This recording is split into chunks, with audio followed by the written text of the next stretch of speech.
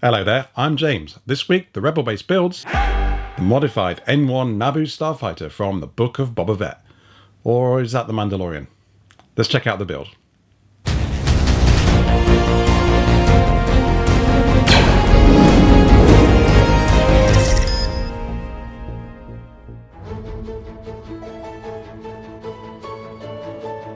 So, what do we know about the Naboo Starfighter? I wanted to get under the skin of this ship before I 3D modelled it.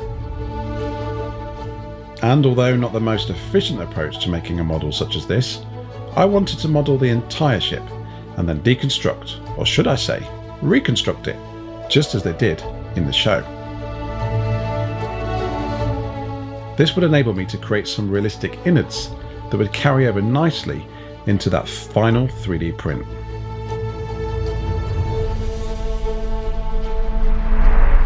When The Phantom Menace blasted onto the big screen in 1999, I have to say, I was a little bit underwhelmed by the look of those Naboo fighters. For some reason, they just didn't feel like Star Wars to me. But I have to say, when The Mandalorian made those special modifications, I was blown away, because all of a sudden, it became very Star Wars for me. Used, modified, and damn right cool. And I knew I had to make it.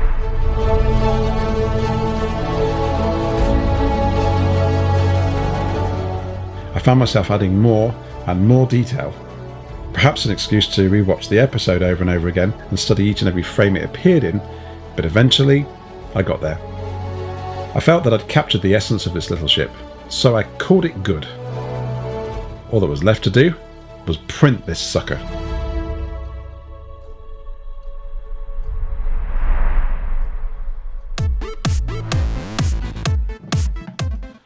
I don't know about you, but I find the print process just as enjoyable as standing back and looking at the finished model.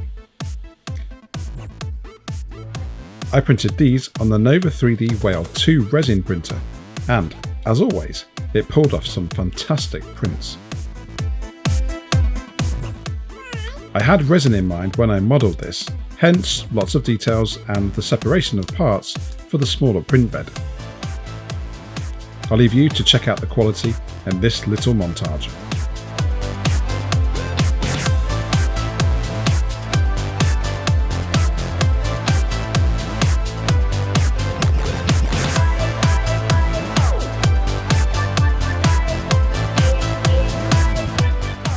After trying and failing with several different types of superglue, I found Gorilla Glue. This worked amazing when attaching these resin pieces together.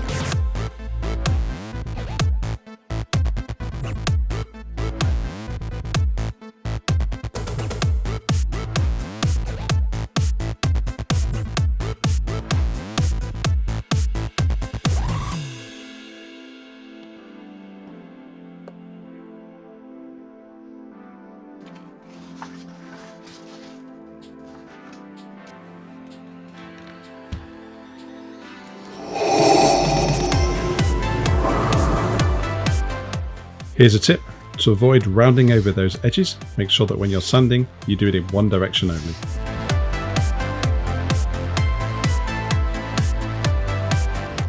In addition to Gorilla Glue, I also used some of the resin. I simply brushed it onto the parts and then cured it with a lamp. It sands so easy afterwards.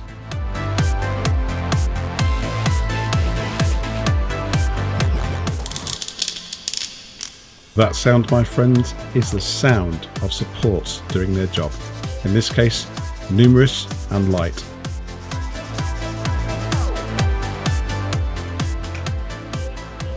I managed to get some super clear canopies using this amazing clear resin, wet and dry sandpaper, and a brush on technique, followed by curing, and then finally another sanding pass.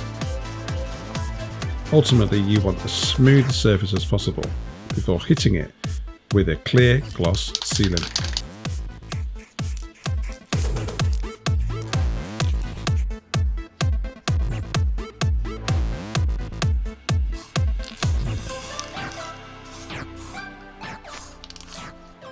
Check that out. clear as a bell.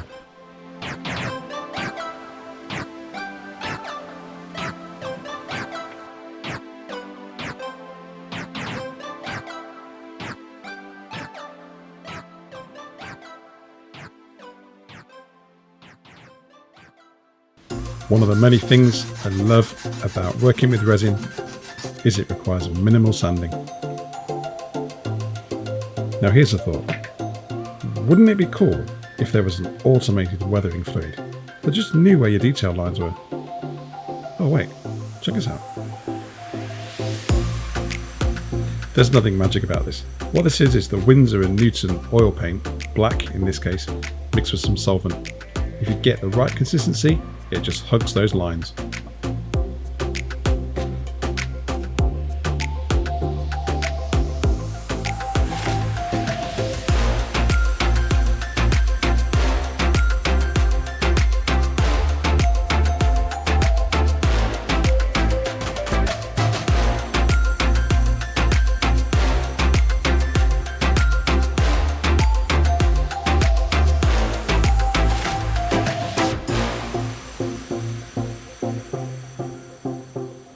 The engines are a really good example of those innards I was talking about during the 3D modelling stage.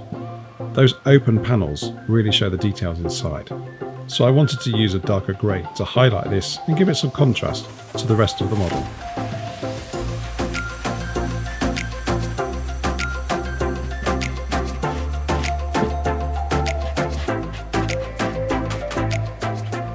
Now I was very tempted to go full chrome mirror paint.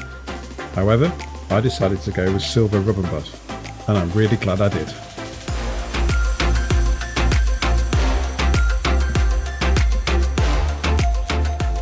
I really enjoy using the coloured powder pigments to weather models. It just gives such a realistic finish, and it's so easy to apply. Here and there I added some more dark wash, and I just blended this in using my fingers.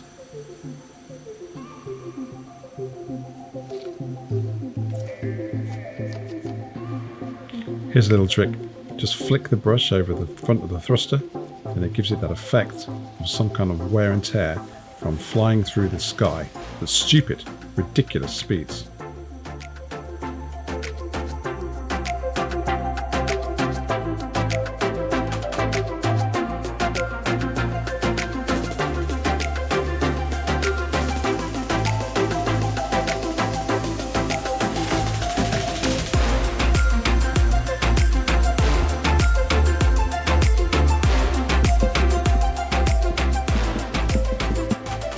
You know, since Mando literally stripped the paint off the fighter with a Black & Decker, I figured the surface was pretty varied overall. Some areas super shiny, others almost a brushed metal look. So, I replicated that where I could.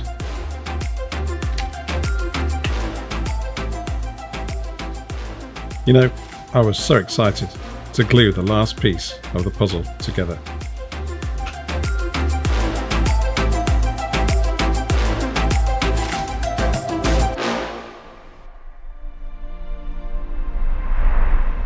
Okay, so I'm not going to get nostalgic on you. You guys all know just how much Star Wars means to me. But just take a minute to think that when Mando customised this N1, he decided to leave little yellow patches of paint here and there. He made that decision. He customised his craft, and I think that's just brilliant. I've really enjoyed this project, researching the design, 3D modelling it, learning so much about the 3D printing process, and finally painting it. And it gives me great pleasure to share that with you.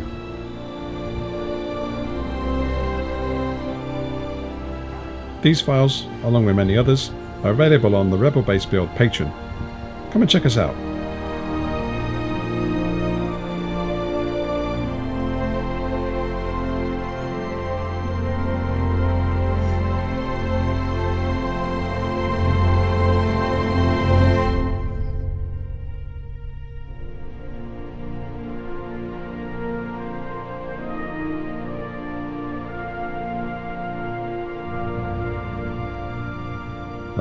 Look, Little Grogu.